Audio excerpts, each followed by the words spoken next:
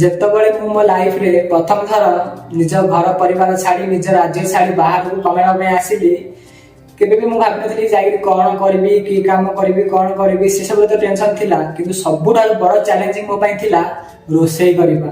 ଭାଇ ମୁଁ ମୋ ଲାଇଫରେ ମୋ ଘରେ ଯେତେବେଳେ ମୁଁ ଆମ ଗାଁରେ ଥିଲି ବା ଯେତେବେଳେ ମୁଁ ଆମ ଘର ଆମ ଗାଁରେ ଥିଲି, ସେତେବେଳେ ମୋ ଜୀବନରେ କେବେ ବି ରୋଷେଇ କରିନି କି ସେମିତି ରୋଷେଇ କରିବାର ସମୟ ବା ପରିସ୍ଥିତି ମୋ ପାଇଁ କେବେ ବି ଆସିନଥିଲା। ଯେତେବେଳେ ବି ଯାହା ଭୋକ ହଉଥିଲା ଘରେ ବୋଉ ରୋଷେଇ କରିକି ଦେଇ ଦଉଥିଲା, ଯାହା ବି ମନ ପସନ୍ଦ ଖାଇବା ଇଚ୍ଛା ହଉଥିଲା ବୋଉକୁ କହିଲେ ବୋଉ ନିଜେ ରୋଷେଇ କରିଦଉଥିଲା।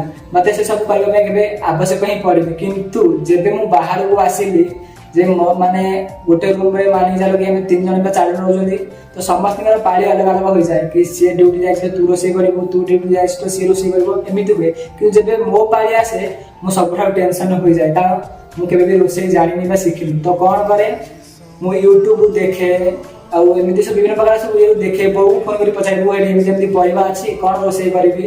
ବହୁତ ବଡ ଚ୍ୟାଲେଞ୍ଜ ହୋଇଥାଏ। ଯୋଉମାନେ ବାହାରେ ନୂଆ ନୂଆ ଆସନ୍ତି ରୋଷେଇ କରିବା ସବୁଠାରୁ କଷ୍ଟ ହୋଇଥାଏ। ତ ମୋର ଆପଣମାନଙ୍କୁ ରିକ୍ୱେଷ୍ଟ ବା ଆମର ଯୋଉମାନେ ବି ଭାଇମାନେ ଗାଁରେ ଅଛ, ଜୀବନରେ ତୁମେ ବାହାରକୁ ଆସ ବା ନ ଆସ, କିନ୍ତୁ ରୋଷେଇ କରିବା ପୁଅ ହଉ ବା ଝିଅ ହଉ ସମସ୍ତଙ୍କୁ ଜାଣିବା ନିହାତି ଜରୁରୀ। କାରଣ ରୋଷେଇ ଶିଖିବାଟା କୌଣସି ଖରାପ କଥା ନୁହଁ। ସେ ଜୀବନ ଚକ୍ର ମଧ୍ୟରେ କୋଉଠି ନା କୋଉଠି ନିଶ୍ଚୟ କାମରେ ଆସିବ। ତ ରୋଷେଇ ଶିଖନ୍ତୁ, ନହେଲେ ଆପଣ ମଧ୍ୟ ମୋ ଭଳିଆ ବହୁତ ଅସୁବିଧାରେ ପଡ଼ିବେ।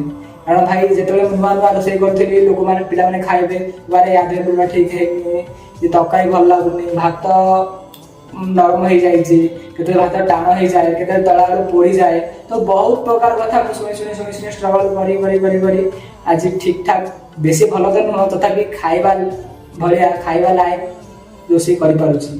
ତ ମୁଁ ଯୋଉ ଅସୁବିଧା ପଡ଼ିଛି ଆପଣମାନେ ସେଥିପାଇଁ ସେ ଅସୁବିଧା ନ ପଡ଼ନ୍ତୁ। ସେଥିପାଇଁ ଆପଣମାନେ ବାହାରକୁ ଆସିବା ପୂର୍ବରୁ ଆପଣଙ୍କୁ ରୋଷେଇ କରିବା ପାଇଁ ପଡ଼ୁ ବା ନ ପଡ଼ୁ, କିନ୍ତୁ ରୋଷେଇ ଶିଖିଥିବା ନିହାତି ଜରୁରୀ। ଜୟ ଜଗନ୍ନାଥ।